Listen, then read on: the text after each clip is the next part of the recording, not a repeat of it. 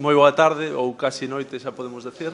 Benvidas, benvidos a este luns no Ateneo do 13 de febreiro nun marco titulado Economía do hidróxeno, mitos e realidades dun futuro certo. O protagonista desta noite é o catedrático en Física de Partículas da Universidade de Santiago de Compostela, Luís Miguel Varela, que, digamos que se entretén na súa docencia na termodinámica das enerxías renovables e tamén ten a súa actividade investigadora enfocada a sistemas e materiais de almacenamento enerxético. Entón, neste sentido, parece que temos o poñente perfecto para unha conferencia perfecta para un luns. Ela é, ademais, licenciado en Dereito pola Universidade Nacional de Educación a Distancia, o cual nos vai a permitir ampliar a análise xa non só desde un punto de vista científico, senón tamén parcialmente xurídico. Tamén na súa actividade profesional é asesor da Xunta de Galicia en diversos aspectos como o almacenamento enerxético e tamén é fundador do Seminario Permanente de Transición Enerxética. E, ademais, é o presidente da Asociación Galega de Hidróxeno, co cual...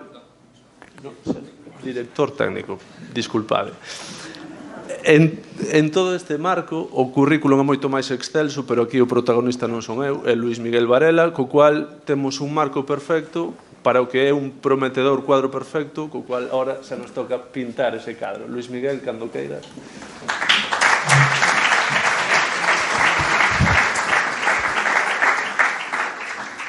Buenas tardes a todos. En primer lugar, gracias por permitirme, gracias por invitarme a los miembros del Ateneo. Un honor estar aquí. Además con tanta gente, la verdad es que hay que interés en el hidrógeno enorme. Y en segundo lugar, gracias por permitirme cambiar media hora el inicio de la conferencia porque tengo clase hasta las 7:30, así que les pido disculpas ya desde el primer momento por abusar de su generosidad. Bueno, la economía del hidrógeno, mitos y realidades de un futuro cierto. Lo que es cierto es que me va a caer esto seguro, pero bueno, pues, a ver si consigo evitarlo. Hombre, permítanme unos minutos para contextualizar qué es lo que está pasando. Desde el principio de los tiempos, cuando aprendimos a hacer la agricultura, pues no hemos hecho más que incrementar nuestra población. Y lo cierto es que a partir de el año 1700 eso ha sido una bomba explosiva. Hemos aumentado, vamos, exponencialmente, yo diría que incluso más, casi con una singularidad la población, ¿no? De tal forma que hoy andamos ya, esto ya está muy desactualizado porque acabamos de pasar los 8.000 millones de personas, ¿vale? A medida que íbamos aumentando nuestra población, y quizá por ello aumentábamos el número de talentos y también íbamos aumentando el número de conocimientos técnicos que teníamos, ¿no? De tal forma que en el camino desde Altamira a la mayor concentración urbana que existe en la actualidad en el mundo, que es la metrópoli de la ciudad de Tokio, que tiene 38 millones de habitantes en su área metropolitana, es decir, es España prácticamente en su totalidad, pues han pasado muchas cosas, pero todas ellas han estado relacionadas con una expansión técnica, una expansión de la población y una potentísima expansión del consumo energético. Por cierto, también se ha multiplicado a la misma tasa el número de personas que viven en democracia o el número de personas que tienen acceso a un médico, ¿no? Lo cual, en principio, pues, son cosas que nos gustan, indudablemente, ¿no? Entonces, tenemos que poner en valor lo positivo que tenemos aquí y no podemos ocultar que la termodinámica no permite, como les diré después, una comida gratis nunca y algún precio que pagar. Y el precio que estamos pagando es exactamente este. En la actualidad se expanden, bueno, como pueden ver, en el momento en el que comienza la expansión de la población mundial, pues también empieza la expansión del consumo de energía. Y ese consumo de energía, pues no ha cejado nunca de crecer. Y la cuestión no es que no haya parado de crecer nunca en aquellas energías que nos gustaría consumir, de acuerdo con nuestra actual conciencia medioambiental, muy legítima y necesaria, sino que se expanden todas y cada una de las formas de energía. Es decir, el ser humano parece que una vez que engancha una energía no la suelta ni para. Y las exprime, y las curre, y la utiliza para hacer todo tipo de cosas. Y probablemente eso es así y tiene unas ondas bases termodinámicas, pero también me van a permitir que me ponga a explicarles, porque si no van a salir corriendo a pasados 15 minutos, ¿no? Naturalmente nos gustaría que toda esta zona de las energías renovables, de las New Renewables, que como ven es extremadamente estrecha y está ahí encima de ese amarillo nuclear, bueno, por supuesto la hidráulica también es renovable, y en ese sentido nos gusta, fuese pues mucho más amplia, ¿no? Y que se sumase a esta biomasa verde que tenemos ahí desde el principio de los tiempos y que ya ve que más o menos consumimos en cantidad constante desde que el mundo es mundo, ¿sí? Esto es es una curva donde se predice que las energías renovables van a cortar a las energías no renovables allá para el 2050. Bueno, esto es una predicción relativamente optimista, sobre todo si tenemos en cuenta, como vamos a enseñarles ahora, la distribución de la actividad económica y la distribución del consumo de energía. Otras estimaciones que van a ver dentro de unos minutos son más pesimistas. Aquí tienen el consumo de energía en los distintos países del mundo. Como pueden ver, todo lo que es la placa euroasiática es bastante consumidora, por supuesto mucho más donde la eficiencia energética es menor. Estados Unidos es un gran consumidor de energía. Vamos a ver, el consumo de energía es evidente que coincide perfectamente con la generación de recursos. El mundo rico es el que consume energía, el otro no la tiene ni puede consumirla. Y más o menos, y esto es muy relevante para lo que vendrá a continuación cuando empecemos realmente a hablar de hidrógeno, que es lo que aquí hoy nos interesa, la distribución del consumo de energía entre las distintas actividades humanas es más o menos la que hay ven. Un 30% al transporte, un 36% a la potencia eléctrica, un 13% a las actividades residenciales y de comercio y un 20% a las actividades industriales. Grosso modo, porque esto todo son cifras bastante grosso modo, contar no las cuenta nadie del todo. Y estamos hablando de más o menos unos 160.000 teravatios hora al año. Para que se hagan una idea, la producción total de energía primaria de España son unos 260.000 gigavatios. Estamos hablando de 3 órdenes de magnitud más a nivel mundial, por supuesto. Es una cantidad de energía realmente muy importante. Y es a tener en cuenta que por mucho que nos guste o nos deje de gustar, mantener todas y cada una de las actividades que hacemos en este momento, sin decrecer sustancialmente nuestra economía y nuestras capacidades, requiere toda esa energía. Ahora tenemos que ver de dónde la obtenemos para que el daño sea el mínimo posible. Por supuesto, esto hacía que todo pareciese posible. ¿Por qué una casa sola? 2. ¿Por qué un coche solo? 4. ¿Por qué un bolso? 14. ¿Sí? Todos queremos vivir, o todos aspiramos a vivir, aquí es donde está el aspecto socioeconómico que mi presentador, que muy amablemente me ha loado tanto, se refería, supongo, cuando hablaba de mi vertiente jurídica. Todos queremos vivir como la clase media americana, a poder ser de los años 50, 2 perros, 2 casas, 2 coches, 2 hijos, a poder ser también, aunque en España es 0,80 y algo por mujer en edad fértil, así que ya podemos mejorarlo, ¿no? ¿Cuántos planetas necesitaríamos si los 8.000 millones de personas viviesen como estos seres? Que es, reconozcámoslo todos abiertamente, ningún problema, tampoco ninguna carga de conciencia, el ideal al que todos más o menos aspiramos. Como no existen las comidas gratis, y eso es el título de otro álbum de Pink Floyd, The Dark Side of the Moon, esta es la cara oculta de la luna, como no existen las comidas gratis, evidentemente, pues ya saben lo que pasa. Además de una cierta deshumanización, aquí representada por Peter Sellers, Camino del Capitolio, una magnífica película de los años 70, en el medio de una maraña de coches, pues aparecen los vertederos, los grandes atascos, las enormes minas, las industrias produciendo. Lo anterior sin esto no es posible. Y por supuesto está la curva de dióxido de carbono, que ya nos hemos acostumbrado a que nos enseñen en todas partes. Más allá de debates sobre si esta es la total responsable de la absorción en los cielos abiertos y por tanto explica o no explica el cambio climático, lo cierto es que eso está pasando. Y que nos gustaría que no pasase, simplemente. No vamos a entrar en otras disquisiciones, porque eso daría para otros lunes del Ateneo, ¿no? Sobre el cambio climático, etc. Y no sería quizá la persona más adecuada para hablar. Pero esto es uno de los grandes contaminantes que hoy estamos sufriendo, ¿no? Ese y otros más que se suman a lo que se ha venido a llamar el efecto invernadero.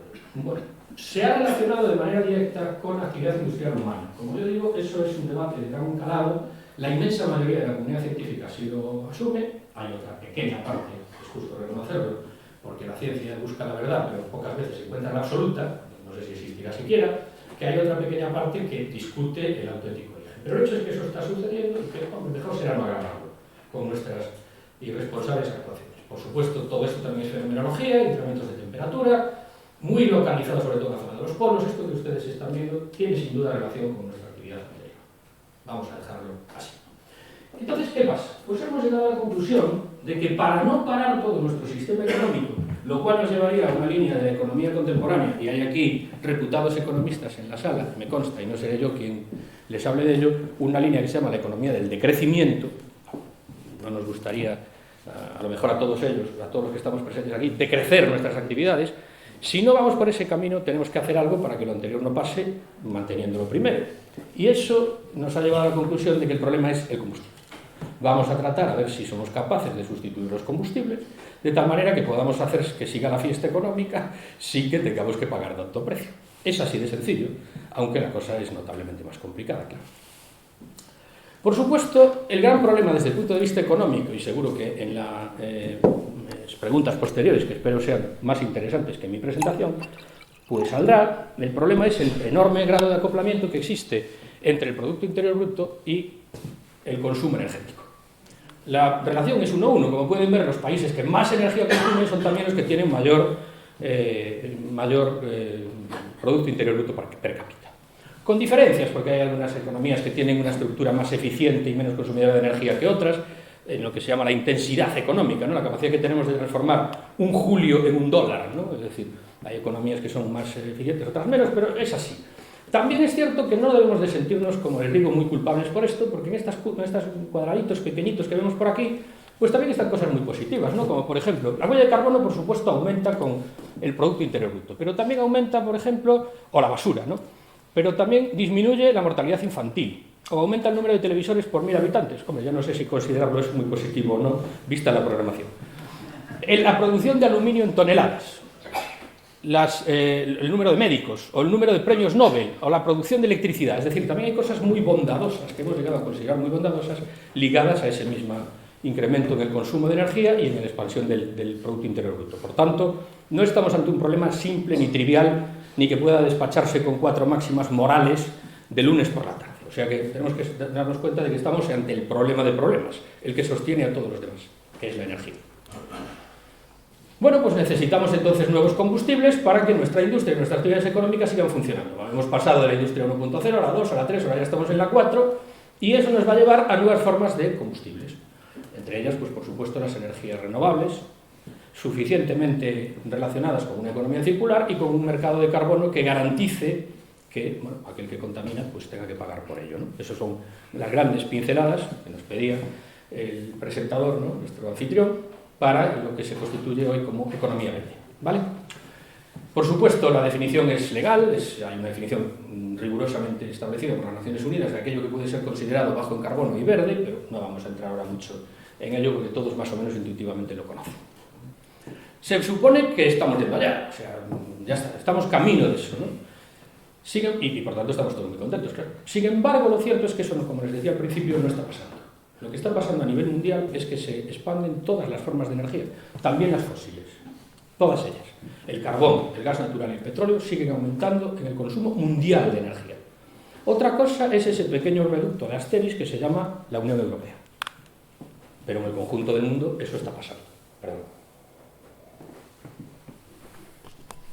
¿Y cuándo se espera que deje de pasar? Pues hombre, en algún momento, aunque estas predicciones de consumo energético siempre se han incumplido, todas ellas, en algún momento en el entorno de la década del 70 de este siglo, no antes. O sea que estamos hablando de un tiempo relativamente importante. Y todo eso dependerá mucho de cómo evolucionen las circunstancias, porque como pueden ustedes comprender, Dios no lo permita, dicho sea con una expresión ya común, ¿no?, que se desaten otros 3 o 4 conflictos bélicos como el que hemos visto hasta entonces, y la cosa pues se puede alargar indefinidamente, como pueden ustedes comprender. El responsable de seguridad de Expertus, que es el coronel Pardo de Santayana, el analista jefe de energía de nuestro centro, de nuestro Instituto Español de Estudios Energéticos, lo dijo claramente en nuestra segunda reunión. Esto no funciona ya, me parece. Lo dijo claramente en nuestra segunda reunión. Sí funciona, sí. Sí funciona, bueno, más o menos. Dijo, la guerra se lo come todo. La guerra se lo come todo y se comerá la transición energética también si se profundiza en ella. Yo espero que esto no se produzca, pero de aquí al 2070 quién sabe lo que puede suceder. Por tanto, ven que las perspectivas energéticas son notablemente más desalentadoras de las que a uno le gustaría, ¿no? Pero realmente cuando se produzca, y ya voy entrando en harina, tendremos que decir, bueno, vamos a alimentar, y esta es la primera vez que va a pasar en la historia de la humanidad. Vamos a pasar vamos a hacer una transición energética hacia energías menos fiables. Siempre fuimos hacia energías más fiables, en el sentido de que las teníamos a disposición cuando nos daba la gana y quemábamos las que queríamos. Se nos acababa el vapor en mis spinning jenny de Manchester que estaban haciendo jersey, pues iba a Gales y sacábamos carbón, así de sencillo, ya está. Que se me acababa en Gales, bueno, pues siempre había algún sitio donde podía colonizar y traer suficiente carbón o lo que fuera. Entre las dosis de colonialismo y las energías que minábamos fuera y las que minábamos dentro, siempre hemos tenido a disposición las que hemos querido. La primera gran crisis se produce en los años 70 con el incremento del precio del petróleo, pero siempre teníamos las que queríamos. Ahora vamos a transitar hacia energías que no vamos a poder disponer nosotros, porque ni vamos a cambiar el tiempo atmosférico, ni vamos a cambiar la irradiación solar. Lo hará cuando lo haga y en la cuantía que le parezca. Por tanto, para garantizar la seguridad de suministro del sistema energético, vamos a tener que ir a grandes instalaciones y al despliegue de grandes medios de almacenamiento energético. Y esos grandes medios de almacenamiento energético van a tener, pues, distinta forma, y una de ellas va a ser el hidrógeno. ¿Cuáles van a ser las grandes características del nuevo sistema energético? Por supuesto, la descarbonización del mix. No nos gusta el dióxido de carbono.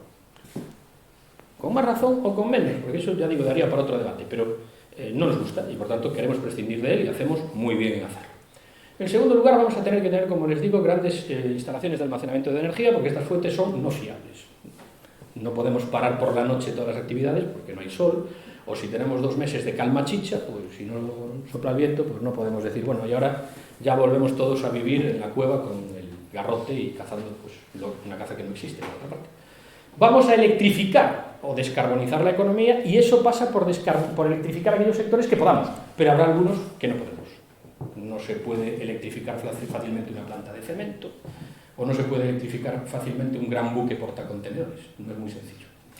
Entonces vamos a necesitar nuevos vectores energéticos. Un vector energético es algo que no es en sí mismo una fuente de energía, sino que transporta energía, nos permite transportar y transformar energía. Los dos más importantes de los que vamos a depender en los próximos años son esencialmente dos. El hidrógeno, y ahí entramos ya, ahora ya va a ser todo hidrógeno a partir de aquí, y la acumulación electroquímica, las famosas baterías. No solo las baterías, porque el hidrógeno también se va a producir con dispositivos electroquímicos como los electrolizadores, y lo vamos a consumir con dispositivos electroquímicos como las células de combustible, de las cuales les hablaré después. Pero cuando uno habla de acumulación electroquímica, habla de estos monstruos que van a llevar debajo de un coche. Esto es la parte de abajo de un vehículo, es una batería de unos 250 kilovatios aproximadamente, y con una cantidad infinita ahí de materias primas y de complejas instalaciones electrónicas para controlarla. Y estos son los grandes elementos que nos van a permitir pasar potencia a potencia, que es consumir directamente lo producido aquí, bueno, más bien en una instalación eléctrica, porque aquí no nos va a valer. Power to X, que será gas o líquido, lo que sea. Vamos a convertir esto en un líquido, en un gas, lo vamos a transportar, o lo vamos a inyectar a un hidroducto, nos lo vamos a llevar en un tanque, como van a ver.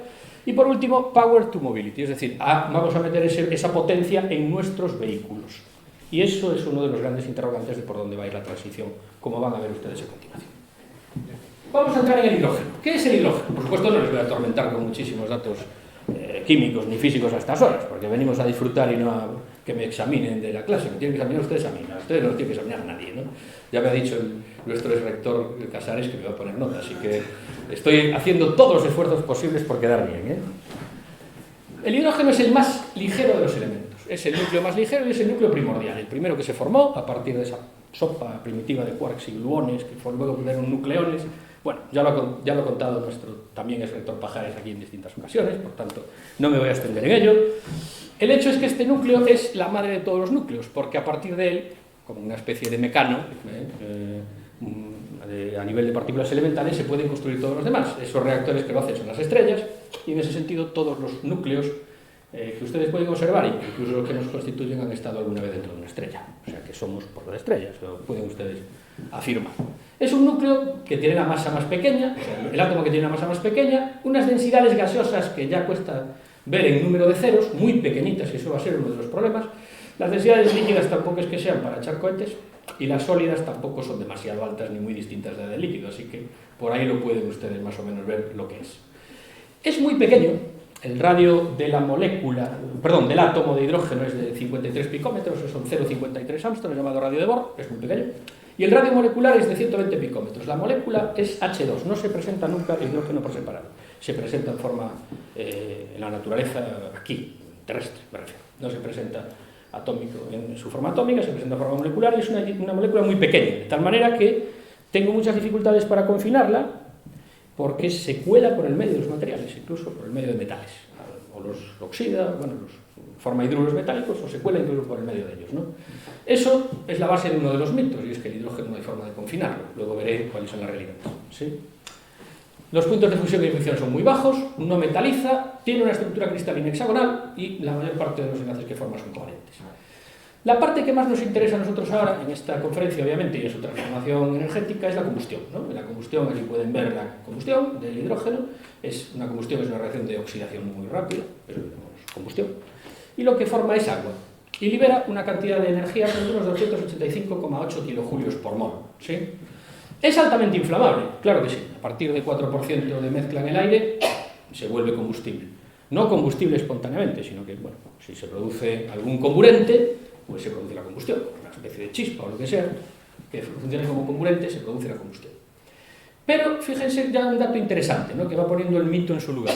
La autoignición del hidrógeno, es decir, aquella temperatura a la cual literalmente arde solo espontáneamente, es de 560 grados centígrados, mientras que la del metano es de 537. El metano es el gas natural. Bueno, la inmensa mayoría del gas natural es metano. El gas natural es algo más, pero la inmensa mayoría es metano. Y fíjense que son 537 grados centígrados frente a 560 del hidrógeno. Eso ya es, bueno, poner las cosas también en su sitio, ¿no? Y produce una llama ultravioleta, lo cual lo hace muy peligroso para nosotros porque no la vemos. De tal forma que nos podemos meter en un fuego químico de hidrógeno y quemarnos sin ver la llama. La llama que nosotros vemos procede de la emisión de una serie de sustancias que forman parte de los hidrocarburos y demás. Estamos acostumbrados a ver ese, pero esta no la vemos. Ven ustedes aquí un motor de hidrógeno, este es el motor de combustible líquido de un cohete, ven que en la parte inmediatamente de la salida de la tobera ustedes no ven la llama, pero está ahí, ¿sí? No es que sea totalmente ultravioleta, es azul. De hecho, he puesto aquí este artículo para derrumbar el segundo mito de los sensores de llama, porque en el fondo sí tiene una cierta coloración azul, pero hay que verla en ambientes de bastante alto contraste óptico. De lo contrario, la luz ambiente pues, no nos permite verla, ¿vale? De todas maneras, ya digo que esto no es tampoco ningún impedimento crítico. Como ven, también la energía liberada de la combustión es menor que la del metano o la del butano, estarán viéndolo aquí, pero por unidad de masa es mucho mayor, porque esto, al ser muy ligero, un kilo de esto, un kilo de hidrógeno, produce muchísima más energía que un kilo de metano o que un kilo de butano, ¿de acuerdo? Por la ligereza del combustible. Bien, eso me lleva a los datos más interesantes, y es que el hidrógeno precisamente compara muy bien en masa, pero compara muy mal en volumen. Cuando ustedes comparan las propiedades termodinámicas del hidrógeno, si las ponen en masa, siempre gana. Por ejemplo, tiene muchísima más densidad energética másica que la gasolina, como pueden ver, sí, pero muchísimo más. Circulan vídeos por internet donde se ve quemar un kilo de hidrógeno y, santo Dios, manda un bidón a una altura realmente impresionante, mientras que uno de gasolina escasamente lo levanta del suelo. Pero el problema no es tanto que en masa nos sea favorable, el problema es que en volumen nos es muy poco favorable. El volumen del hidrógeno, por ejemplo, un kilo de hidrógeno en condiciones normales ocupa 11 metros cúbicos. Estamos hablando de un volumen enorme, por tanto no podríamos llevar un kilo de hidrógeno en un coche porque cabría el coche varias veces dentro del tanque. Tenemos que presurizar muchísimo el hidrógeno, como vamos a ver posteriormente, para usarlo. El hidrógeno siempre compara bien en masa, compara mal en volumen. También me han pedido, porque los días en los que el profesor Rivadulla me llamó para invitarme amablemente a esta conferencia, se produjo además la noticia sobre la fusión nuclear, meteré levísimamente al final algunas consideraciones sobre la fusión nuclear, que es otra forma de obtener energía a partir del hidrógeno. Mucho más sofisticada, pero bueno, trataré de ser lo más pedagógico posible para que ustedes lo comprendan bien y pongan además en relación la energía de la fusión con la energía de la fisión del uranio, ¿no? Esta es la que hoy estamos acostumbrados a hacer en nuestras plantas atómicas. Esta es la que no sabemos hacer si no es en forma de bomba. En forma de bomba sí, se llama bomba termonuclear o bomba H, y eso sabemos hacerlo porque los hombres siempre hemos aprendido antes a destruir que a construir. Lo observa uno cuando tiene un niño y le compra un coche, ¿no? Lo rompe rápidamente, pero luego no lo recompone. Entonces, estamos más o menos.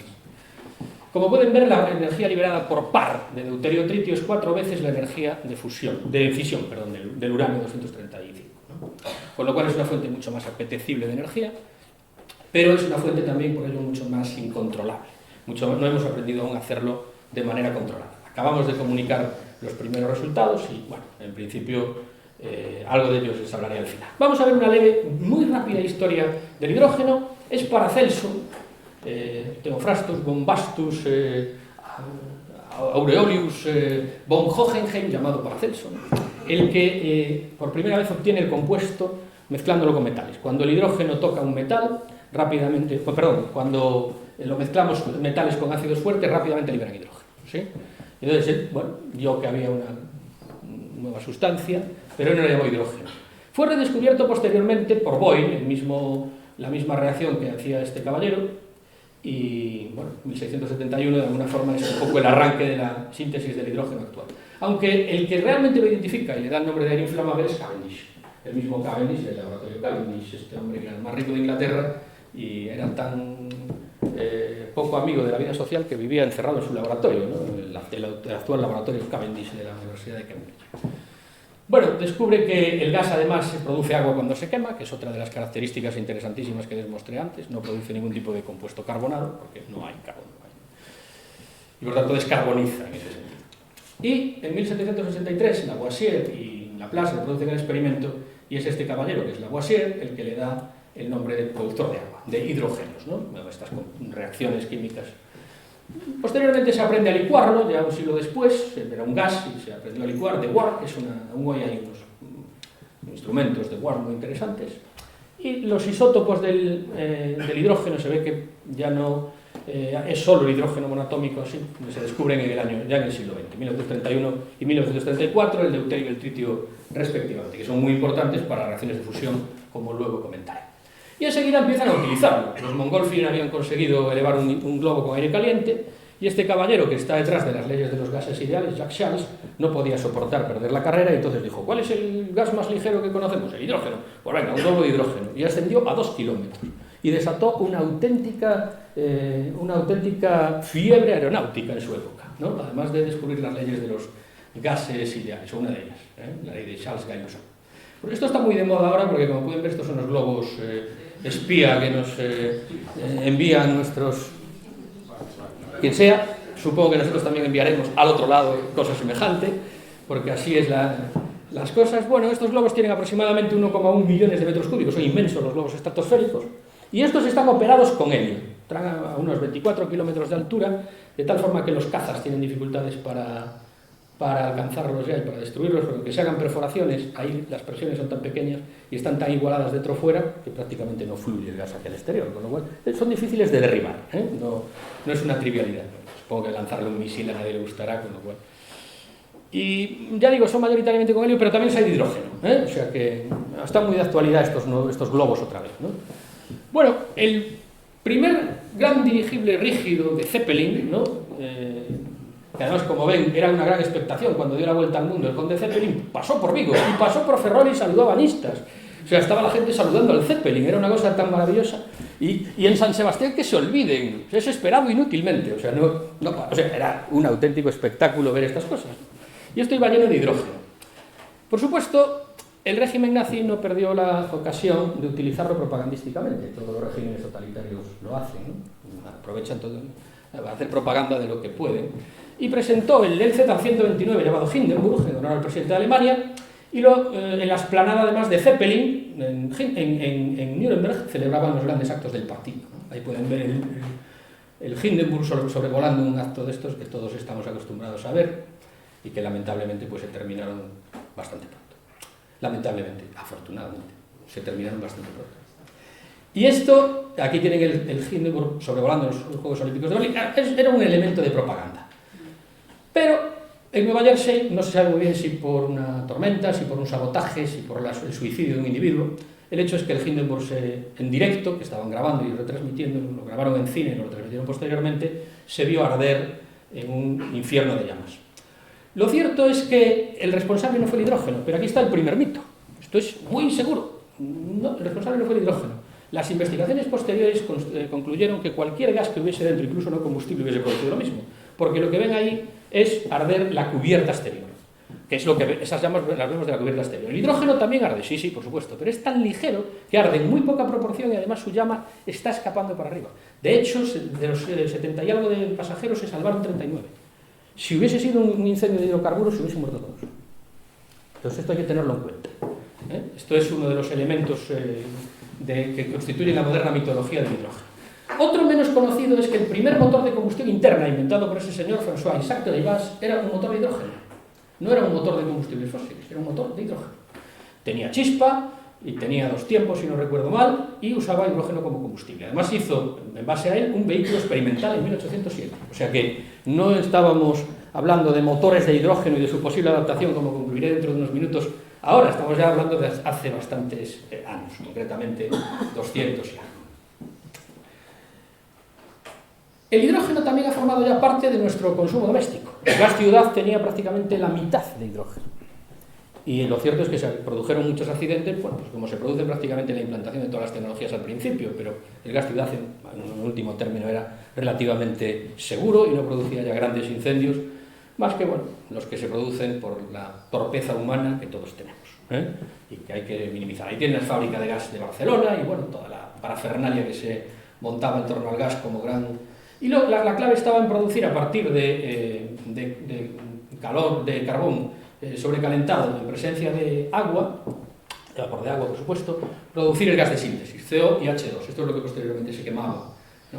Bueno, a veces mezclado también con un poco de CO2 y con algunas otras sustancias, pero lo cierto es que se quemaba esto en las viviendas, o sea que ya ha estado en nuestro mix doméstico. Lo que pasa es que era producido a partir de combustible fósil, de carbón normalmente, ¿no? Pero luego pasó a hacerse con petróleo también. Y posteriormente, pues toda la carrera aeronáutica. Aquí tienen los aviones que los rusos fueron capaces de montar para los Tupolev Tu-154, un avión que está experimentalmente en la Universidad de Delft, los prototipos de Lockheed y los famosos cohetes de hidrógeno de combustible líquido, ¿no? De combustible oxígeno-hidrógeno, que son pues, los cohetes principales y los más potentes que se han producido en la historia del mundo. ¿Cómo se produce actualmente el hidrógeno? Pues se produce, como pueden ver ahí, la mayor parte de él se produce a partir de combustible fósil. Es el famoso hidrógeno gris. Luego veremos lo que son los colores del hidrógeno, ¿no? Perdón, aquí estoy. Sí, por método, efectivamente. La mitad se produce a partir de reforma de vapor de agua, de combustible fósil con reforma con vapor. El 29% se produce igual, pero a partir de petróleo. Esto es con gas natural. Y esto es con carbón. El 95% del petróleo del mundo se produce a partir de combustible fósil y se producen aproximadamente unas 70 millones de toneladas en el mundo. Solo un 3,9% se produce a partir de electrólisis.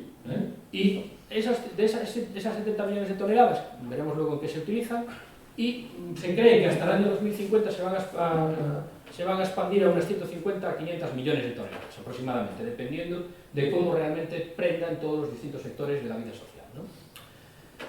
Los procesos de producción de hidrógeno que conocemos actualmente son los termoquímicos, los que acabo de contar, la reforma de gas natural, la gasificación de biomasa, que es una forma verde y sostenible de producirla, como comentaré posteriormente, la reforma líquida derivada de biomasa también, el hidrógeno termoquímico solar, producido directamente con energía solar, o procesos electrolíticos, que son los que más comúnmente conoce la gente, los electrolizadores, y vamos a coger agua y producirlo a partir de ahí, ese es el que más comentaré, y la termólisis, que normalmente se produce asociada a plantas nucleares de alta temperatura, de sales fundidas, a 800-900 grados, son capaces ya de disociar la molécula de agua espontáneamente.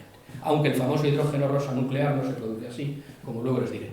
Podemos dividir también la molécula de agua directamente a partir de energía solar o con procesos biológicos. De todas estas maneras somos capaces de producir hoy hidrógeno, ¿vale? Por supuesto, los que nos interesan son el hidrógeno verde, es decir, aquel que se produce con fuentes que no incorporan carbono en ninguna parte de su ciclo de producción. Ese es el famoso hidrógeno verde. Voy a comentar concretamente este, para no abusar de su tiempo, porque es el más común, el que más esperanzas tiene depositada la gente y el que más se comenta en los medios de comunicación. La producción de hidrógeno a partir de electrólisis consiste en disociar agua, que es el producto que entra al electrolizador, y disociarla en oxígeno y en hidrógeno, haciendo pasar una corriente eléctrica. Esta corriente eléctrica al electrolizador le da exactamente igual de donde proceda. Era como al emperador Vespasiano, que le daba igual de donde procedieran las monedas, como si venían de los urinarios, el caso es que era una moneda. Pues aquí lo mismo, le da exactamente igual. Si ustedes enchufan aquí la corriente y se produce hidrógeno. Lo que pasa es que la Unión Europea, que justamente hoy publica su definición de hidrógeno verde, pues acaba de llegar el documento hace pocas horas, no se lo va a considerar verde y por tanto no van ustedes a poder acceder a ventajas, pero va a producir hidrógeno. La cuestión es conectarlo a fuentes de energía renovable, bien sean fotovoltaicas, bien sean eólicas, bien sean, según algunas definiciones, nucleares, que lo van a considerar verde de transición. Los franceses no creo que vayan a permitir que cambiemos mucho la definición. De hecho, el H2Med, como luego les contaré, está condicionado a inyectar hidrógeno rosa. Bien, eso, una vez que tienen ustedes los electrolizadores, pueden utilizarlo para convertirlo en un combustible, directamente power to gas. Ya veremos qué formas de combustión, qué combustibles o electrocombustibles asociados tiene el hidrógeno. Pueden pasarlo directamente a la industria, ponerlo al lado de su planta industrial y producir ustedes mismos su hidrógeno. Por ejemplo, las plantas de Foresa, que va a montar con Iberdrola y han recibido ya fondos en Caldas de Reis o en Begonte, van a ser así, producir el hidrógeno directamente para descarbonizar un proceso industrial, en este caso la producción de metanol. Pero pueden hacerlo también en las grandes plantas de Maersk previstas por el protocolo del gobierno con dicha compañía, 1 millón de toneladas para producir amoníaco para posteriormente utilizar en combustión naval, ¿no? en transporte naval, en motores navales. Eso va a producirse directamente al lado de la industria, ¿no? Pueden pasarlo a otros combustibles, también esto es para inyección del gas en red, esto es para convertirlo en otros combustibles como el metanol, amoníaco que les estaba diciendo, y pueden, por último, utilizarlo en sus coches a través de dos tecnologías que luego comentaré. Las principales tecnologías son la alcalina, donde tenemos agua y le echamos un poco de hidróxido potásico para hacerla conductora, porque de lo contrario la reacción sería lentísima.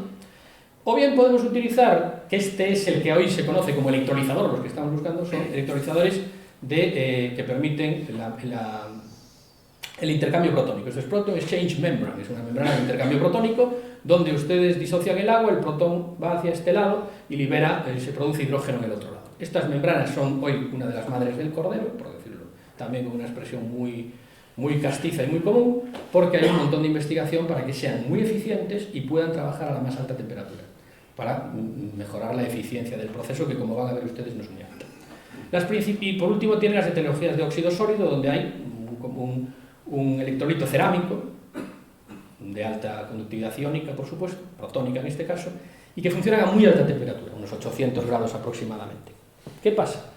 Es una tecnología difícil, hay que mantenerla humectada a unas proporciones exactas y a día de hoy no es comercial, está aún en fase de investigación. Los principales productores de electrolizadores son estos que ustedes ven aquí, y es un negocio que se cree se va a expandir, va a crecer entre un 300 y un 500% en esta década. De hecho, va a ser el gran cuello de botella de la expansión de las tecnologías y de la economía del hidrógeno, porque con la cantidad de proyectos que en estos momentos están previstos, es muy difícil, por no decir imposible, que se vayan a poder producir todas las máquinas electrolíticas que necesitamos para garantizar el despliegue industrial. Ese es uno de los principales cuellos de botella. No solo por el despliegue industrial mismo, de fabricar las máquinas, que no son hechas a medida normalmente, y no van ustedes a ir a la ferretería y denme un electrolizador de 1 megavatio, ¿no? Eso no funciona así, sino que además es que cada una de ellas, sobre todo estas tecnologías PEM y SOE, de óxido sólido, requieren grandes cantidades de materias primas críticas, entre ellas, por ejemplo, el iridio, que como algunos de ustedes sabrán sin duda, es uno de los elementos más escasos de la corteza terrestre y se procesan al año en el mundo 10 toneladas. Toneladas, no millones de toneladas, toneladas, he dicho bien, ni miles siquiera, 10 toneladas. Por tanto, vamos a tener un problema con esto y con la garantía de suministro de estas materias primas. Eso parece evidente y sin duda dará para el debate posteriormente. Muchas de estas compañías también determinan el destino de sus gobiernos, como ustedes saben, y por eso Alemania se dice, espero que no haya nadie alemán aquí, pero si lo hay, vaya por delante mi admiración por ese pueblo, sobre todo en la edad contemporánea, claro está, pues se dice que su interés por entrar en el H2Med es precisamente para que Siemens nos venda los electrolizadores. La clave está en los electrolizadores. Electrolizadores que van a consumir una cantidad de agua realmente grande, porque por cada kilo de agua, la termodinámica nos dice que necesitamos 9 de agua, por cada kilo de hidrógeno, perdón, necesitamos 9 de agua. Pero lo cierto es que pocas veces alcanzamos el límite termodinámico y nos quedamos muy lejos, porque somos torpes. Y la termodinámica es más lista que nosotros, claro. Entonces, hoy por hoy estamos entre 12 y 18 kilos de agua por kilo de hidrógeno verde, electrolizado.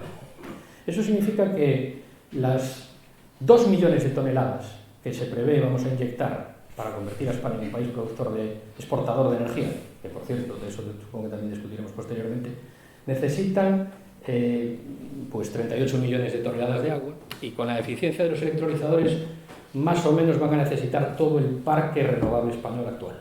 unas 114 teravatios hora al año. Lo cual quiere decir que vamos a tener que hacer una expansión del parque renovable realmente brutal, solo para el H2Med, porque luego vienen todos los proyectos de conversión de combustible, vienen todos los proyectos de... y que no pasemos a utilizarlo en movilidad. ¿Es posible? Por supuesto que es posible, pero requiere un firme compromiso para que España cambie toda su base económica y pasar a ser un país exportador. Es un cambio, una mudanza radical de la economía española, como se dice, con lo de fuera para adentro, ¿no?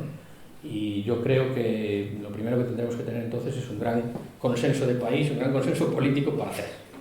Por supuesto, el agua es un gran problema, pero en Galicia tenemos mucha, y eso nos convierte, también tenemos la principal biomasa forestal del Estado, 4 millones de toneladas solo de restos de tala, se cree para el 2040 según el plan forestal de la autonomía, del gobierno autonómico, y tenemos mares, de tal forma que si somos capaces de producir directamente la electrólisis en medio marino, pues la cosa está muy mejorada.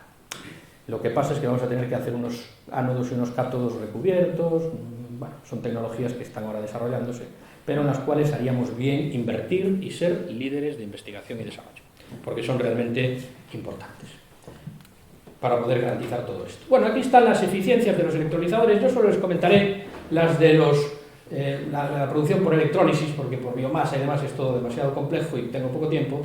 La eficiencia de un electrolizador está entre un 55 y un 80%, lo cual significa que más o menos entre la mitad y 3/4 partes de la energía que le damos lo transforma en hidrógeno, lo demás no disipa en forma de calor y otras pérdidas.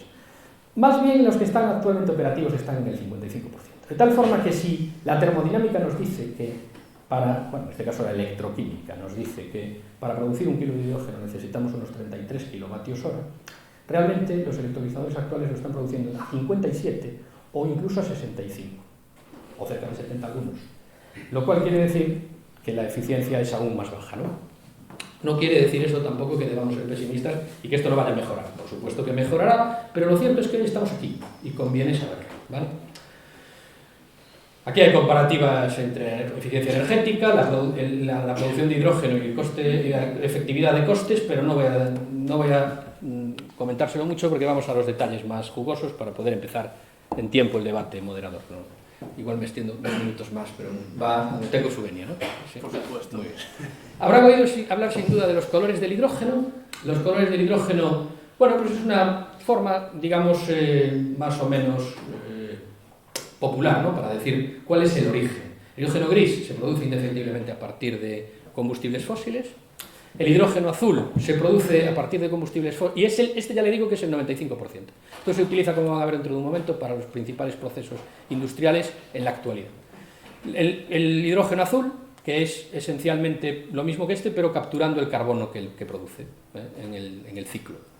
El hidrógeno verde, que es el que nos interesa, mayoritariamente a partir de electrólisis. Podría producirse, y de hecho yo soy firme partidario, de que así se considere, podría producirse también a partir de biomasa, como les digo. Hay procesos de gasificación, pirólisis y demás, fermentación de biomasa e incluso de residuos sólidos que producen hidrógeno en gran cantidad y que son renovables por su propia naturaleza. Bien gestionada la biomasa forestal, pues no veo que tenga que competir tampoco con usos paisajísticos ni crearnos gran problema. Galicia, como les digo, además es una potencia en esto. El hidrógeno negro, de gasificación del carbón, el hidrógeno rosa, producido también con electrólisis, pero con energía eléctrica procedente de plantas nucleares, el hidrógeno turquesa, ¿no? Que es a partir de pirólisis de gas natural, y el hidrógeno amarillo, que es una forma de hidrógeno verde, pero bueno, es para referirnos a aquel en el que la energía eléctrica procede de la fotovoltaica, ¿sí? Estos son los colores de hidrógeno, y aquí hablando de la distribución de hidrógeno, podemos ver que los costes son muy variables, depende de que ustedes lo inyecten en gasoducto, lo lleven en camión, vaya en barco, depende de la distancia, uno u otro medio de transporte es el más rentable. Por supuesto, los grandes distribuidores, los grandes hidroductos no son nuevos, no hay por qué temer, es que nos van a llenar estos hidroductos, aquí va a haber explosiones, va a haber... Para nada. Bélgica, Air Liquide, tiene una red de 2.500 kilómetros de hidroductos. Inyectan hidrógeno a los procesos industriales por allí de manera absolutamente habitual desde hace mucho tiempo. Y en otros 1.500 en el sur de Estados Unidos para conectar las principales plantas productoras con los principales consumidores de la costa, ¿no? O sea que esto es tecnología bien probada y además la fuente es el propio Congreso de los Estados Unidos, con lo cual se supone que no estoy diciendo nada falso. Mito 2. No va a reventar nada, tranquilos ustedes, no pasa nada. Podemos hacer hidroductos e incluso podemos utilizar los actuales, aunque no en su totalidad, aquellos que tengan aleaciones más blandas, para evitar la producción de debilitamiento por formación de hidruros metálicos de la aleación. Usos del hidrógeno actuales. El principal, ya voy terminando, el principal es la producción de amoníaco. El 40% de la población mundial depende, su dieta actual, de la reacción del ciclo Haber-Bosch, que es con mucho, corríjame, rector, si no soy preciso en este punto, que usted es ingeniero químico y yo no, pero este es con mucho el principal proceso químico en la actualidad. El ciclo de producción de amoníaco a partir de nitrógeno captado del aire con hidrógeno que procede de la gasificación de biomasa. Además, los costes hoy son muy baratos y prácticamente se produce además en condiciones de rendimiento termodinámico por esa tecnología. Como les digo, si no, esto queremos descarbonizarlo, pero no queremos que se deje de producir la misma cantidad. La única planta productora de hidrógeno que en estos momentos está produciendo hidrógeno verde en España es de Iberdrola, está en Puerto Llano y está produciendo hidrógeno verde para Fertiberia, para descarbonizar la producción de amoníaco asociada a la alimentación. Se está hablando ya también de descarbonizar la asturiana, etc. El segundo gran uso del hidrógeno en la actualidad es la desulfuración de petróleo. El petróleo produciría ácido sulfídrico y, por tanto, sería altamente corrosivo sus emisiones, e incluso el propio combustible, si no lo desulfuráramos. Y para hacer eso necesitamos hidrógeno. Y eso es para lo que consume una gran refinería hidrógeno, que lo produce a partir del gas natural en estos momentos. El tercer gran uso es la reducción de hierro, ¿sí?, para la producción de acero. Esto es como queremos transformar las plantas siderúrgicas europeas, para que en vez de hacerse con coque y, por tanto, con combustible fósil, se haga con hidrógeno. Ahí tienen los principales proyectos que en estos momentos están en la Unión Europea para transformar las acerías, que es una de las grandes consumidoras de energía mundial, la producción de acero, sin ninguna duda, para transformarlas en acerías que funcionasen con espuma de hierro producida a partir de reducción con hidrógeno. Este va a ser, sin duda ninguna, uno de los grandes usos. Con los usos industriales no hay ningún tipo de problema. Pasamos al último uso ya antes de terminar, que es la electrificación de la movilidad. Como les dije al principio, esto es el 30% del consumo de la energía del mundo y, por tanto, bien haremos en pensar qué hacemos con ello. Además, está muy descentralizado su decisión de consumo. Cada uno de nosotros puede encender su coche cuando le dé la gana e ir a donde considere oportuno. No queremos perder esa calidad de vida ni esa libertad casi asociada a nuestra concepción de la democracia misma, ¿no? Por tanto, algo tendremos que hacer para poder seguir consumiendo toda esa energía cuando queramos y a disposición, y con tiempos de carga razonables que nos permitan decidir los trayectos, ¿no? El vehículo eléctrico hasta ahora ha pasado por la electrificación con baterías. Existen grandes dudas de que esto pueda masificarse y que toda la movilidad, con independencia del segmento, acabe dependiendo de estos dispositivos. Entre otras cosas, primero, por su tamaño, en segundo lugar, por la cantidad de materias primas que consumen. Como pueden ver, prácticamente toda la tabla periódica está implicada en las principales químicas de ánodos y cátodos. Toda esa materia metálica necesita minería contundente y además no disponemos de ella, por tanto no nos garantiza tampoco soberanía energética. Y, como les digo, ya ve, todas las químicas están implicadas no solo en las baterías, también en el hidrógeno y en la producción de amoníaco. Justo es reconocerlo, ¿eh? Pero bueno, más en mayor medida en las baterías, ¿no? Y también en la producción de motores. En la lista de materias primas críticas de la Unión Europea y en su localización geográfica nos va mucho. Casi todas ellas están localizadas en lugares, o mayoritariamente en lugares, que geopolíticamente o no son en estos momentos hostiles o pueden transformarse rápidamente en hostiles. Por tanto, tenemos que tener una política de materias primas críticas ya. China lleva décadas teniendo una geopolítica de las materias primas. Y se ha hecho con la mayor parte de la cartera mundial. No es que yo tenga nada en contra de los chinos. No está escrito en ningún sitio que ellos deban ser siempre pobres y nosotros siempre ricos. Pero lo cierto es que han gestionado mejor este asunto que nosotros, ¿no? Nos hemos dado cuenta, pero tarde. La expansión solo de litio prevista, si todo el parque móvil, si las 200 gigafactorías que están pendientes de abrir de aquí a final de década fuesen realmente adelante, fíjese la demanda de litio comparada con la producción actual. Estaríamos hablando de unas, no leo ahí muy bien, pero unos 3 millones de toneladas de litio serían necesarias para todo eso. Solo litio, luego hay elementos mucho más raros que este. Con lo cual, el reciclaje se haría y se va a hacer absolutamente imprescindible si vamos a una movilidad masiva basada en baterías. Y además tenemos que garantizar que esos materiales puedan cargar a 350 kilovatios o a 1 megavatio para que las cargas sean rápidas. con el consiguiente sufrimiento de los materiales por la inyección electrónica a esa potencia en la estructura del material. Con lo cual hay muchos interrogantes sobre este tema. Además, todos los segmentos no tienen la misma problemática, ¿no? Vamos a moverlo con una batería, pues no creo que sea tan sencillo como mover la pequeña Isetta de BMW, que es uno de los grandes iconos, ¿no?, de la automoción mundial, ¿verdad? La acumulación de hidrógeno es fundamental para garantizar todo esto, y ya ahora sí ya termino, me faltan 2 minutos, para garantizar no solo la estabilidad del mix energético, porque es el único vector que permite acumular energía a largo plazo. La acumulación a pocas horas o días se hace con batería. La producción entre días, semana y un mes, 2 meses se puede hacer con bombeo hidráulico. Galicia tiene grandes posibilidades para eso. Pero la acumulación a 3 meses o más a largo plazo, toda la literatura científica en la actualidad considera que el único vector es hidrógeno en almacenamiento subterráneo, almacenamiento geológico. Como ve, acumulan por kilos muchísima energía, mucho más que otros medios de acumulación. En ese sentido tiene sentido, esto ya lo han visto. Aquí están los medios de almacenamiento, pero no me voy a extender en todos ellos porque sería aburridísimo. El hecho es que se puede acumular en fase líquida, en fase gaseosa o en fase sólida. Fíjese cómo están todos ellos en energías de absorción, energías de liberación. Todos los materiales están mapeados en la actualidad. Ha habido una carrera científica impresionante sobre el tema, y sigue habiéndola, para garantizar las mejores formas de acumulación de hidrógeno, para absorberlo y liberarlo de la manera más rápida y eficiente posible. La compresión del hidrógeno es el gran problema, porque hay que comprimirlo de manera bastante costosa, y mete unos 3 kilovatios hora más por kilo de hidrógeno solo la compresión, que hay que añadir a los kilos de su producción, ¿no? Y como ve, incluso a 700 o 900 bares, el almacenamiento es 5 megajulios por litro, mientras que el de la gasolina son 34,2 megajulios litro. Ese es el gran problema para la expansión del hidrógeno a gran escala en la movilidad, que hay que llegar a otras formas de acumulación más eficientes. Además, su dispensación en hidrolineras, cuando se expande, el hidrógeno tiene un coeficiente Joule-Thomson, que llamamos los pedantes de la termodinámica, que básicamente lo que mide es cómo cambia la temperatura cuando expande un gas. La mayoría de los gases tienen un coeficiente Joule-Thomson positivo, es decir, cuando se expanden, se enfrían, mientras que el hidrógeno lo tiene invertido. El hidrógeno no solo, hay otros. Hay una inversión del coeficiente Joule-Thomson de tal forma que cuando se expande se calienta. Por tanto, al dispensárselo a usted en su vehículo a 700 bares, le van a tener que meter una etapa de preenfriamiento. De lo contrario, le van a quemar el depósito.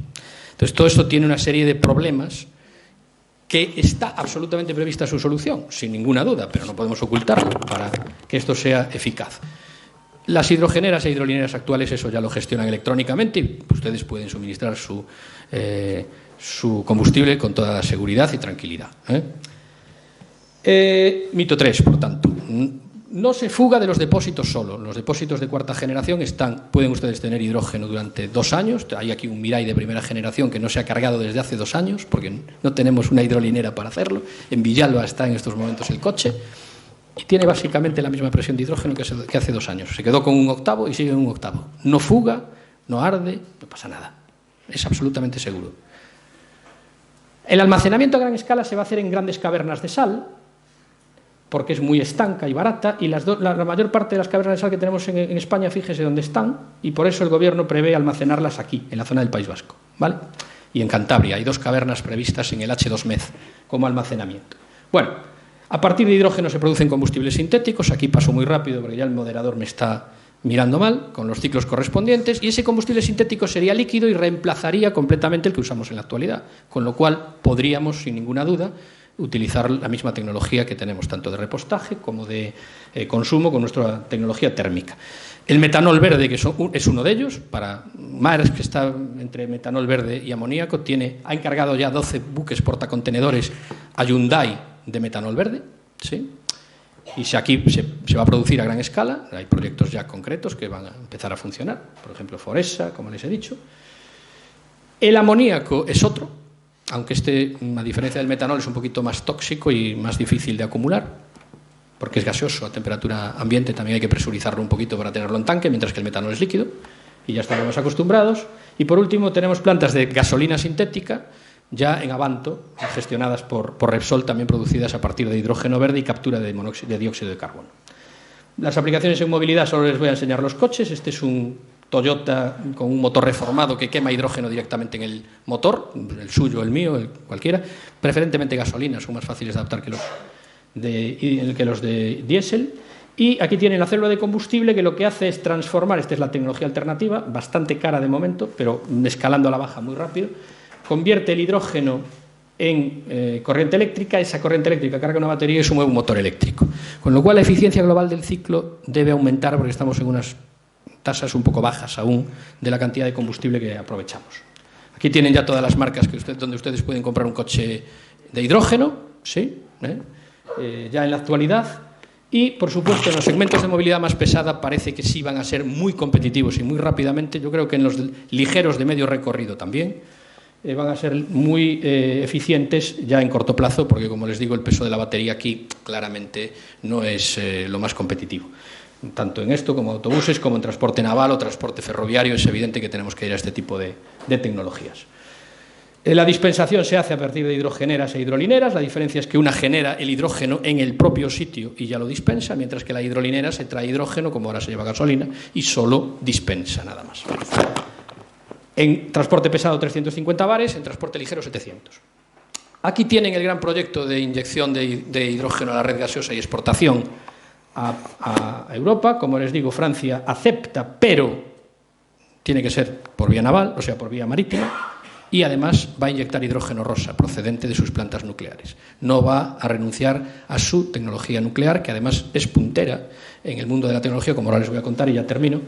Y todo esto es el gran esquema que diseñó el gestor de la red, que es Enagás, pero el otro TSO, Reganosa, pues hombre, fue un poco menos consultado, porque este ramal, que he pintado yo aquí en rojo, discontinuo, ahora mismo parece que ya están rediseñándolo para que lo incluya, pero como ustedes saben no estaba incluido, el Guitiriz-Zamora. Y aquí está la principal fuente de producción de hidrógeno del Estado por capacidad renovable, por biomasa y por disponibilidad de recurso hídrico. Como les digo, las 100.000 toneladas previstas en Galicia consumirían prácticamente 2/3 del parque eólico actual y los 2 millones de toneladas, sin todo el resto de usos, los 2 millones de aquí de Algeciras, el millón de Maersk aquí, solo esto. Los 15 gigavatios de electrólisis previstos no tendríamos parque eólico necesario o suficiente en estos momentos. Pero solo para esto el parque renovable de todo el Estado. O sea que hay que expandir mucho las energías renovables y ese debate tiene que avanzar. Mito 4.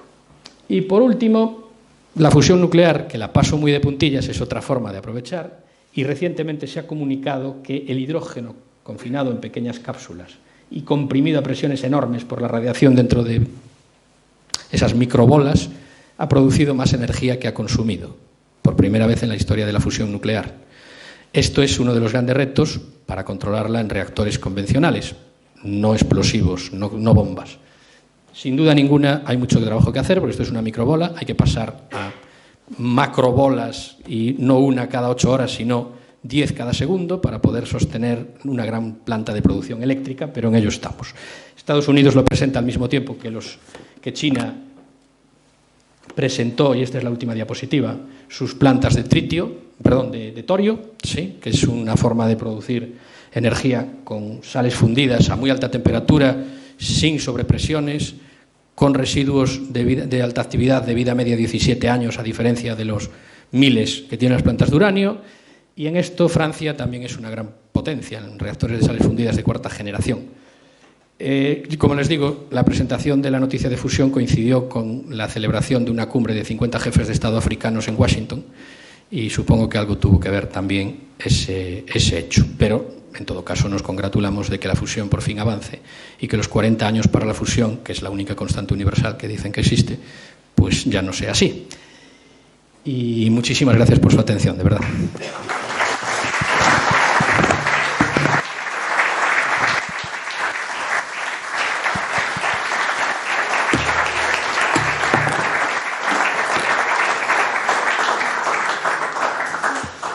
Muy bien, pues Luis Miguel, muchas gracias. Has contribuido a que cuando veamos un titular de prensa que hable del hidrógeno tengamos mucho más criterio, y has contribuido también a que, que este Luns no Ateneo haya sido francamente aprovechado.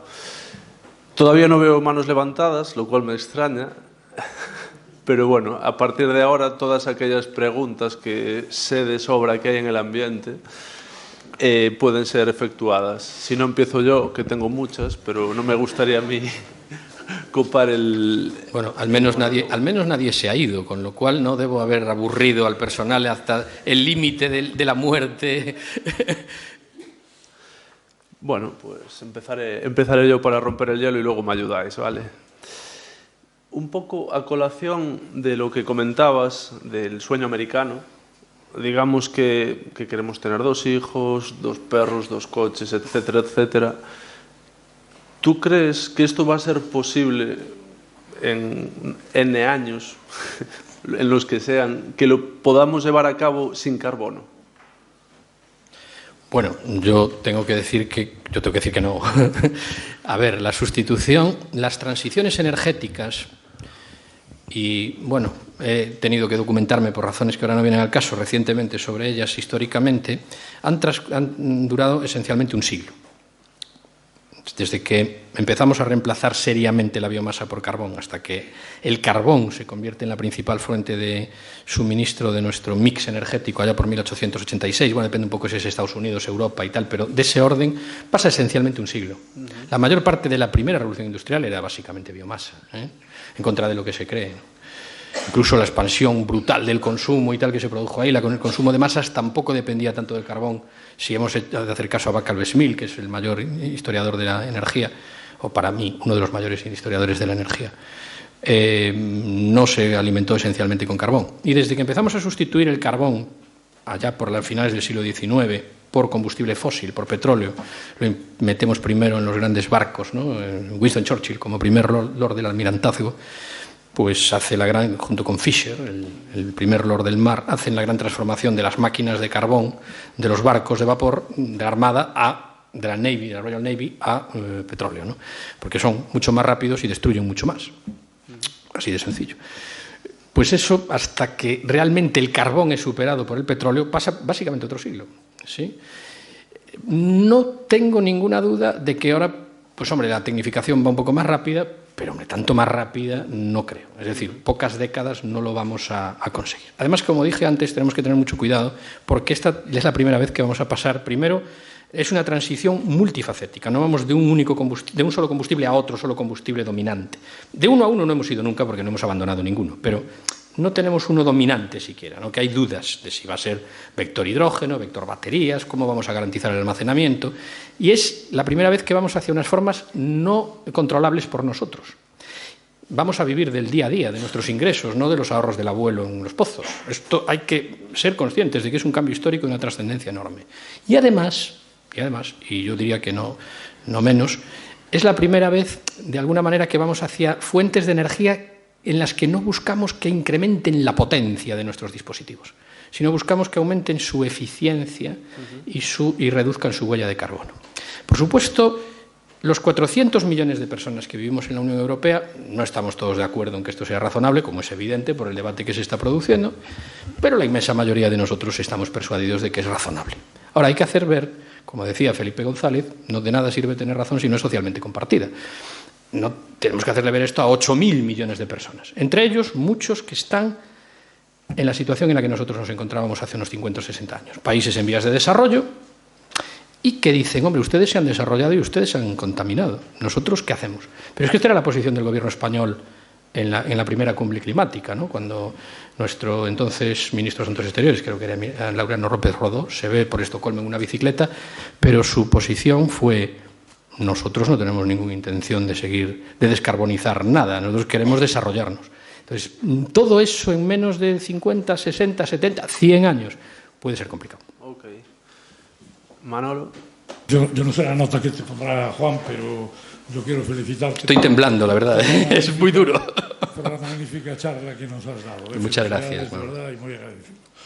Yo quería hacer una pregunta relacionada con la causa, si la hay, o las circunstancias que se han dado para que Galicia no estuviese incluida en todo ese trasvase, ¿no?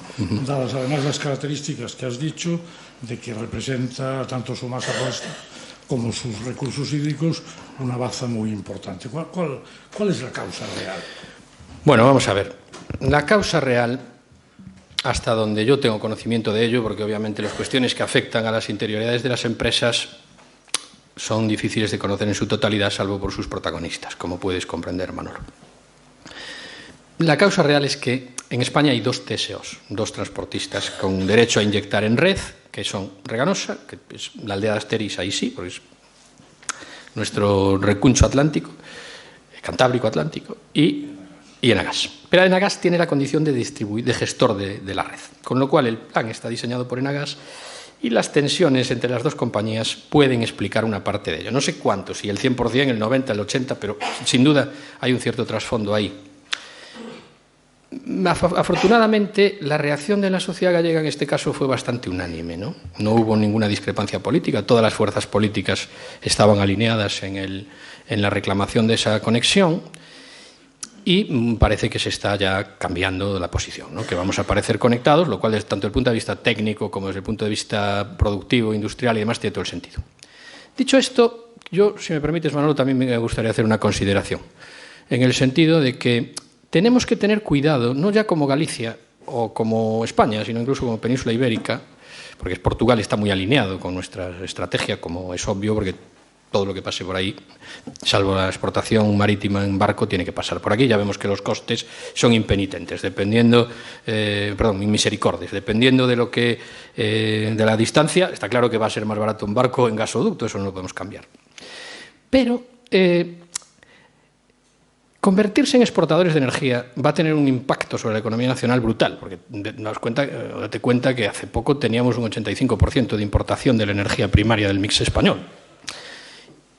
Y eso puede decir, hombre, pues dejamos de sacar todas esas divisas y tenemos muchísima más capacidad y vendemos fuera y tal. Cuidado, porque siempre que que miramos un país que tiene una gran riqueza energética y lo consigue y tal, tiene otros problemas económicos.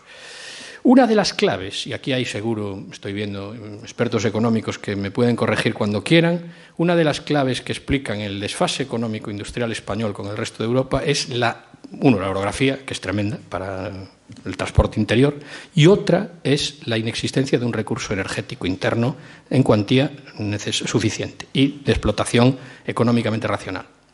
Si nosotros ahora nos convertimos de repente en productor de energía, también haríamos muy bien en mirar hacia el mercado interior, abaratar nuestros costes industriales e industrializar la España y sobre todo aquellas regiones menos industrializadas, como es el caso de Galicia, en lugar de mirar solo hacia la exportación. Yo creo que el Gobierno de la Nación, los gobiernos autonómicos en ese sentido están todos alineados y que quieren que eso pase. En particular, me consta que el Gobierno de la Xunta de Galicia y las principales fuerzas políticas del Parlamento de Galicia, que si no son hoy gobierno serán mañana, porque la democracia es así, lógicamente, pues están alineadas en que esto genere una expansión industrial interna y no solo una exportación.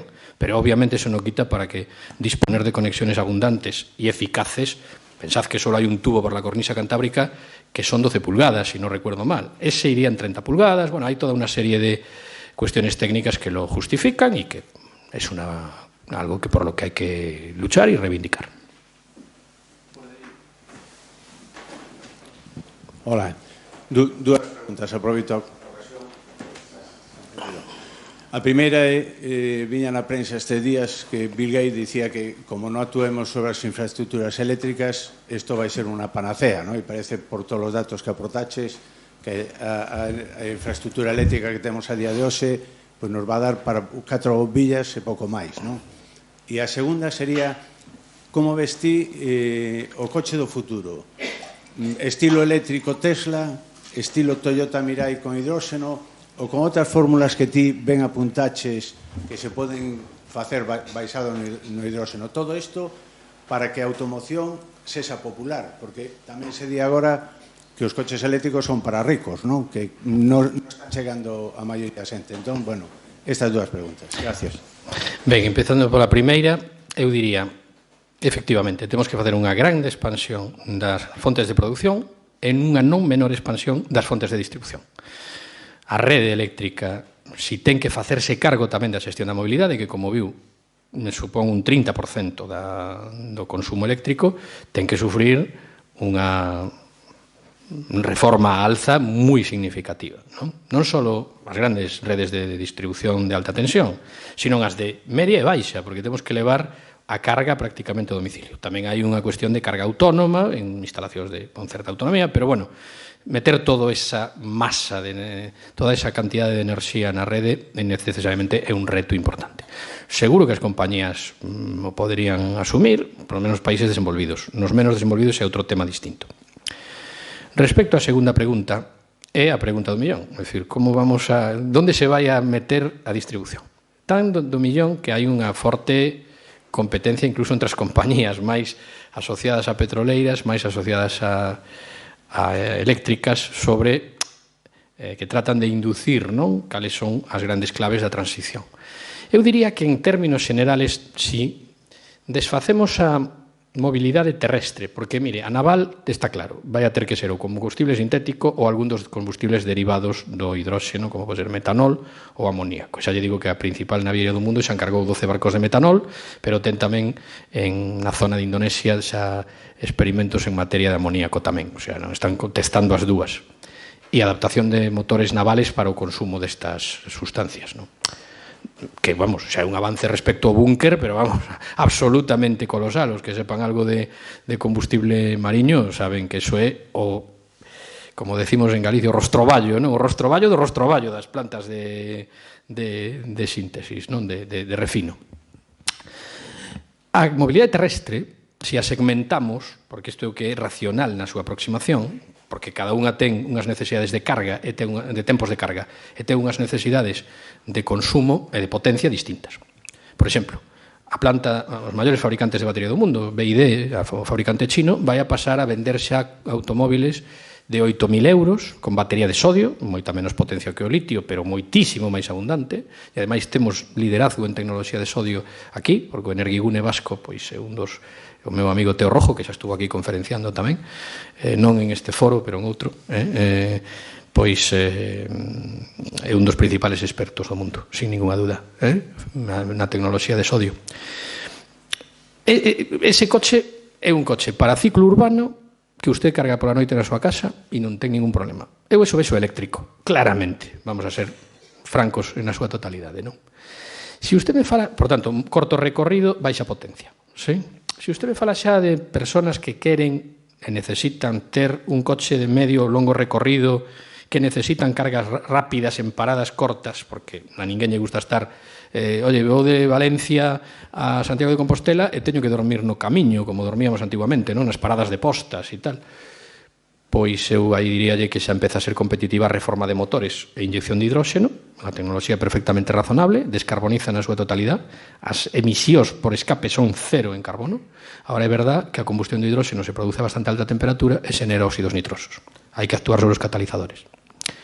Se usted me dice xa logo, bueno, célula de combustible, no medio plazo, corto medio plazo, a tecnoloxía das células é cara. Os coches de hidróxeno son máis caros aínda que os coches de batería. Pero escalan moi a baixa no momento en que realmente se empecen a producir de maneira masiva. O principal fabricante de coches do mundo aposta as dúas tecnoloxías. Reforma como de reformados e célula de combustible.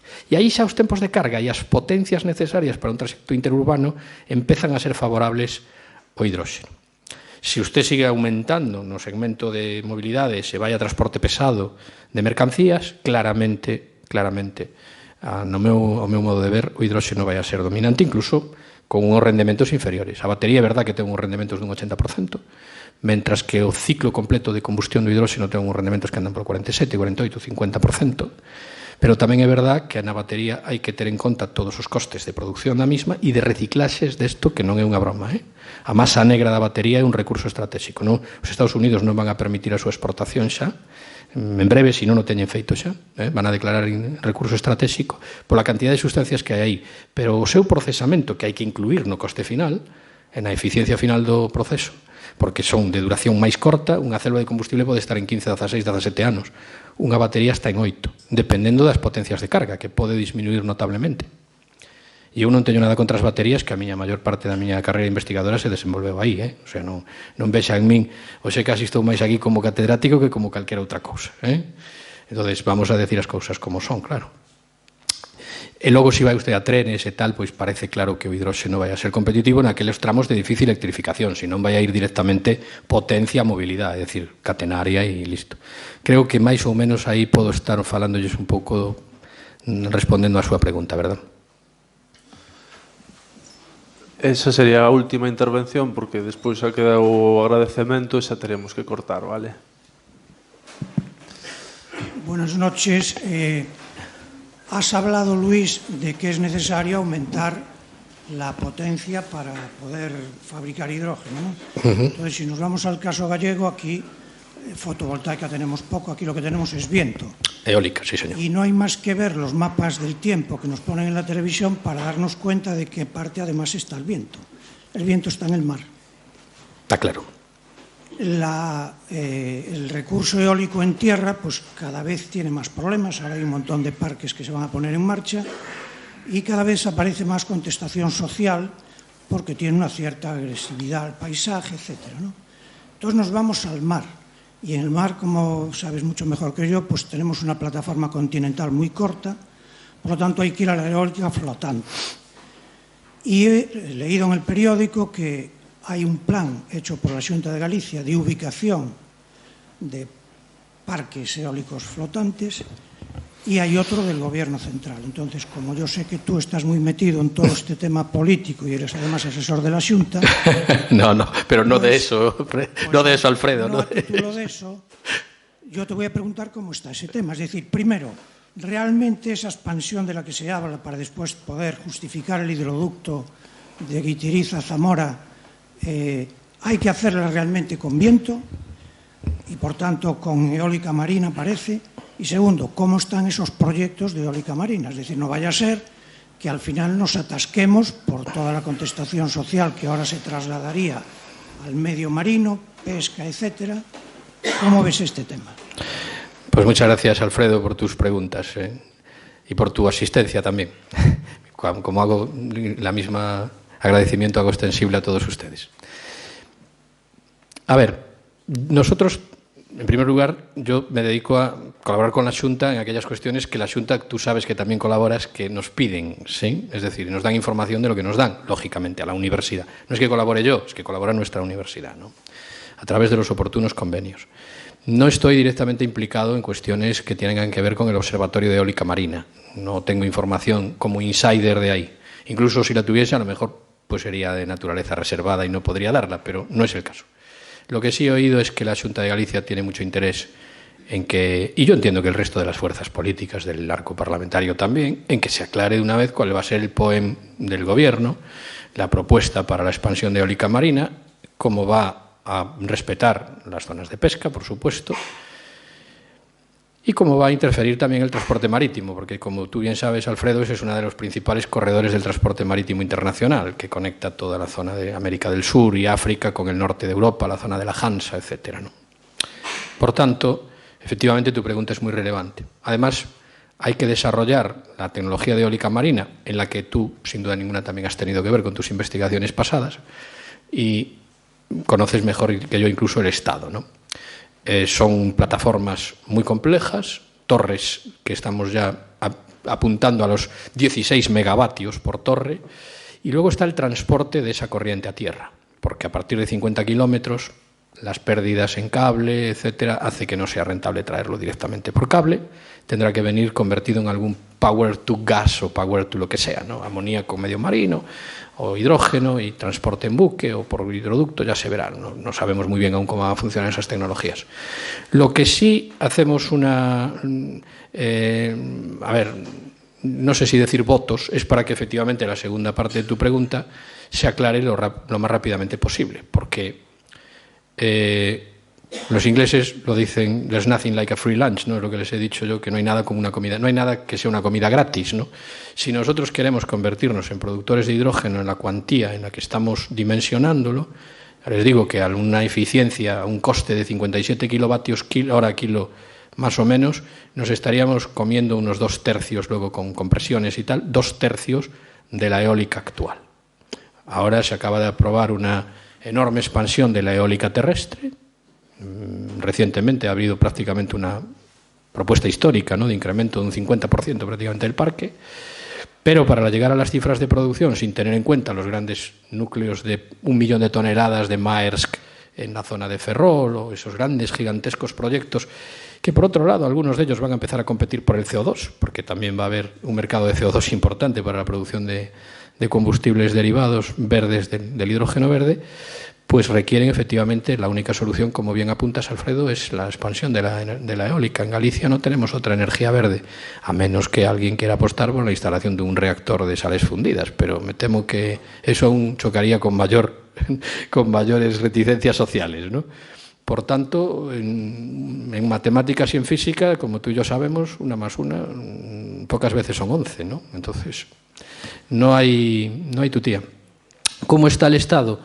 Me tienes que disculpar que no pueda ser más preciso. Sé que hay grandes debates dentro del observatorio, que hay un cierto acuerdo de que efectivamente tiene que expandirse. Tenemos en la zona de Cabo Ortegal, ahora mismo no sabría precisar bien los kilómetros a los que está una de las zonas de mayor carga eólica de Europa, y por tanto tiene todo el sentido que lo explotemos. Si eso después, por razones políticas o por razones técnicas que yo desconozco, acaba determinándose en una zona o en la otra, pues el tiempo lo dirá, pero en algún sitio va a tener que ser, o de lo contrario todo esto va a acabar siendo una fantasía, y tenemos que hacer votos para que no sea así, creo yo. Muy bien. Pues sin más, simplemente en agradecimiento a nuestro ponente, a Luis Miguel Varela, hago entrega del obsequio en nombre de Ateneo. Muchas gracias.